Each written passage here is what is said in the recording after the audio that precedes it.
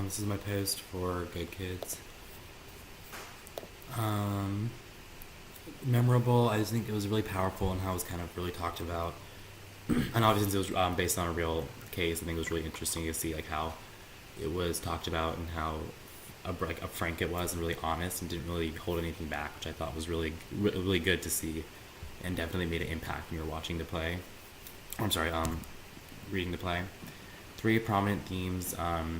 Definitely like sobriety versus like drinking, because that was a huge theme when after she was raped. People were saying, well, you shouldn't have been drinking, or why were you there, and things like that. Second would be kind of obviously like rape culture in terms of blaming the victim because oh, she was wearing this, or she was drinking, or she shouldn't have been at this party anyway. Her friend wasn't there, things like that.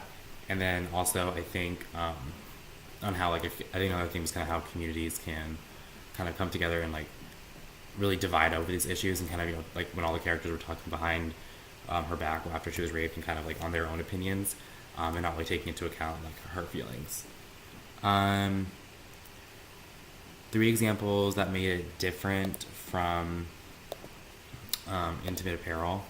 Um, the rewinding was really different. The timeline in Intimate Apparel was super linear, but Good Kids was really jumpy. Kind of jumped around. There would be scenes that kind of were didn't have to do with the scene before, but it was kind of just like information.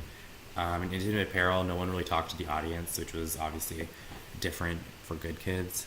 In Intimate Apparel, also one thing that's kind of interesting is like the main character. They interacted with everybody, but like the supporting characters didn't actually interact with each other unless they were talking to the main character. But like obviously with Good Kids, kind of all the characters were talking, regardless if they were Chloe or one of the supporting characters. The three R's, I definitely think she ultimately resisted it because I think she was trying to highlight how this was a really bad issue or a really tough issue, and talking about like the problem with rape culture and blaming the victim and whatnot. Um, Questions for me from me. I guess the first one was why the play was written with the timeline so jumpy as opposed to just having it like a regular like story. And second, that scene where there's like two outcomes was kind of confusing. I was kind of wondering why that was written in, what the purpose of that was.